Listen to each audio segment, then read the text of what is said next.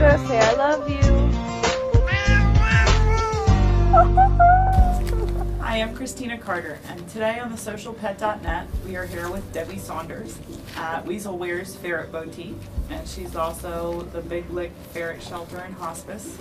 So how did you get involved with ferrets and the rescue?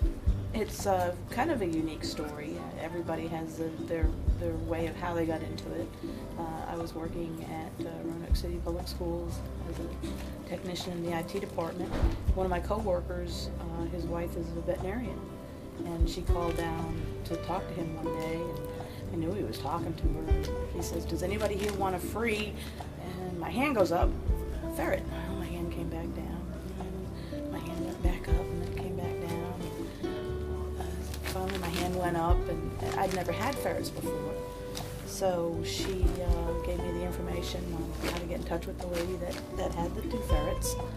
And we met that afternoon in the Roanoke Civic Center parking lot. We took the cage out of her Explorer and put it in the back of mine, and she gave me the paperwork, and away she went.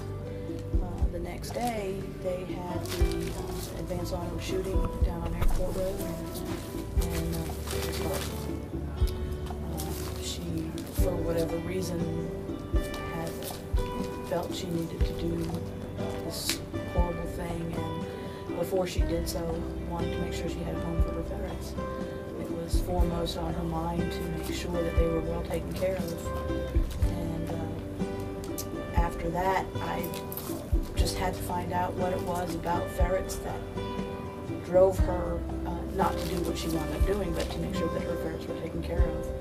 And I've learned that these guys can definitely get into your heart very deeply. And They're family members. They are. And they're great pets. They're just not the pet for everyone.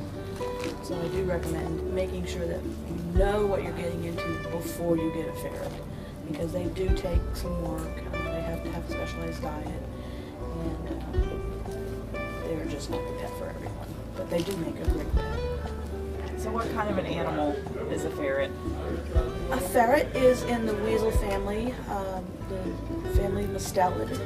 They are distant cousins to the otter and mink, and weasels and beast weasels, and wolverine. And their distant cousin is the only true wild ferret, and that's the black-footed ferret, which is on the endangered mammals species list. Are they aggressive? They can be. Like any animal, if they're mistreated, they're going to strike back. But for the most part,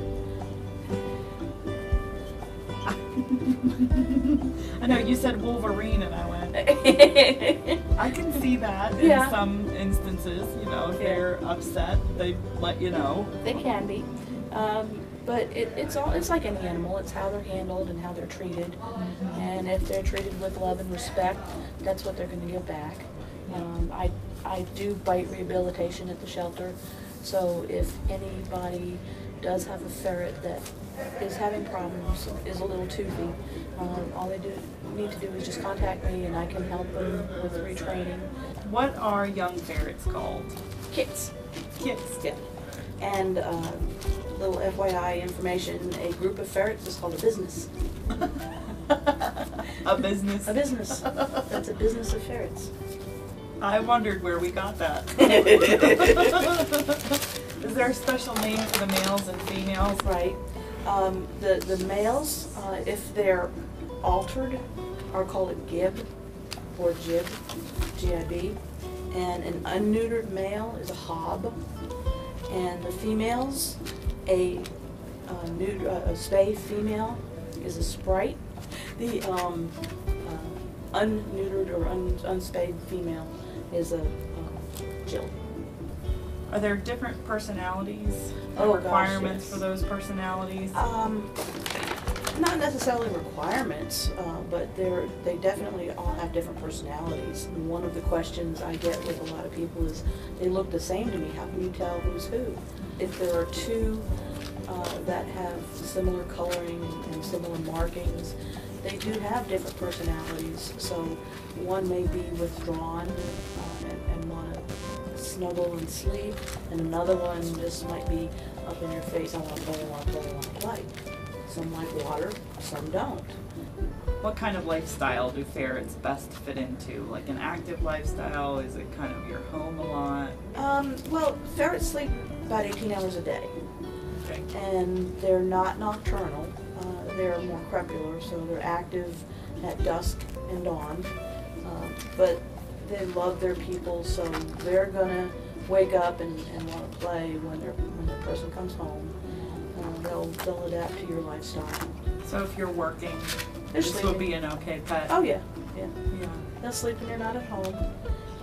Or if you have multiple ferrets, they'll pester one another to play. The good number for a person to have would be 3. Stagger the ages. And the reason that I would recommend getting 3 and staggering the ages is they do bond. So if one passes, if you had only 2 ferrets, there's a possibility that that second ferret could grieve to death. Ferret lifespan is 5 to 9 years. 7 is about average. They are prone to getting cancers. Adrenal disease is one of the big ones. Insulinoma, which is the opposite of diabetes, and lymphoma. There are several ferret owners that will allow the ferrets to have their own wake with a passed ferret, so they know that they've passed and not to be looking for them. Are there differences between the boys and the girls, personality-wise? A little bit. The girls are the alphas.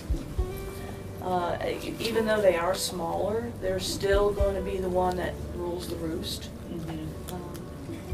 The females tend to be about a pound and a half. She's a little on the heavier side. She's pushing almost 2 pounds, but the boys can get upwards of 5 pounds if they haven't been neutered early. For instance, Magnum, the ferret I was holding earlier, he's a late alter. The ferret next to him, that's Nicholas, he's a pet store ferret, so he was neutered and shipped early on. So he's much smaller in conformation than what Magnum is, and that's because of the early neutering. He wasn't able to mature into his full self before the surgery. And can that impact? It can shorten your life. Yeah. It can really shorten your life. It was thought initially that adrenal disease was because these guys were neutered or spayed too soon. And Dr. Finkler, our veterinarian at Roanoke Animal Hospital, has found that to be not the case. It's not when, it's that we are. Okay. So there's a possibility that even a late altered ferret can still get adrenal disease. So in a condition like that, or a situation like that, it would probably be more genetic than what the neutering or spaying has done. How important is socialization? It's very important. If the ferret is unsocialized, you're going to have problems with biting. They're not going to be as playful. They're not going to be as human-orientated. There have been a couple ferrets that have been turned into the shelter that never saw outside their cage. They just were cage-kept ferrets, and they didn't know how to play. How friendly and social are ferrets with each other and then with humans? They love their people. Other ferrets, if they've been an only ferret, can be a little traumatic at first.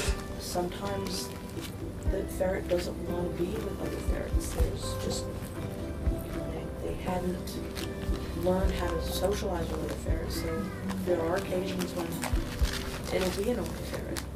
Can they be trained? Yes. Training for litter box is one thing. Training to do tricks, they're trial and error. Yeah. You said they can be litter trained. Litter training is a total different. The best litters that we've found for using with ferrets would be wood pellets. The only problem is that anything that you give them that has the consistency that they can dig in, they're going to.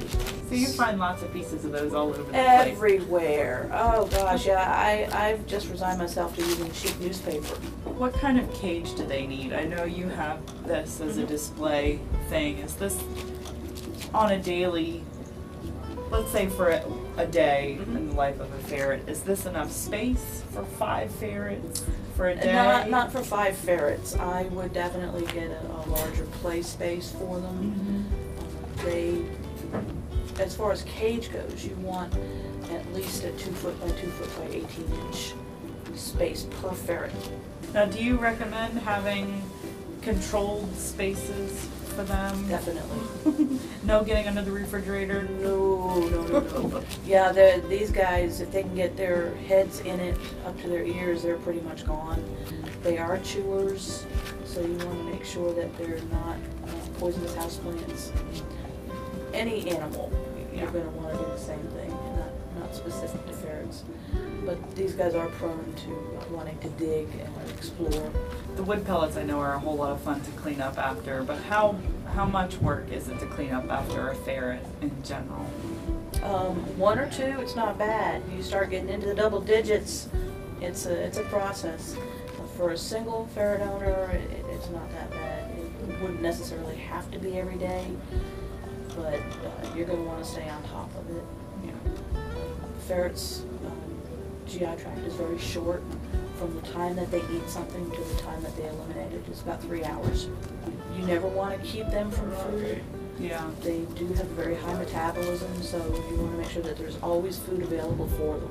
To make your home safe for a ferret, I know there were like the dryer vent and the heat registers. Those were some uncommon things, but where are common places that ferrets like to get in trouble?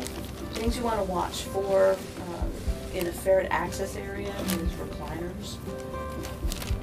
Like this chair would never make it in a ferret house because it's a glider rocker. Oh. So it's like a guillotine. Even here I have it propped up against the wall. Even though there's no ferrets running around me, I'm still very conscious of what could happen.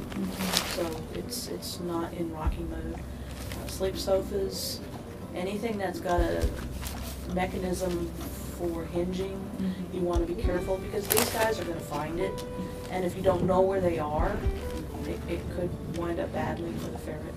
They can get underneath or behind a refrigerator, and there are things back here ferrets shouldn't get into. Same thing goes for stoves, dishwashers, refrigerators, washers and dryers, under the cabinet where your chemicals are.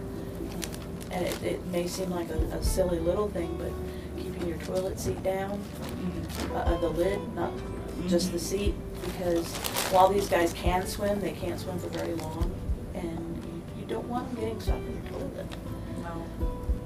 What types of families are best for ferrets? Is there a certain personality type that fits better with them than others?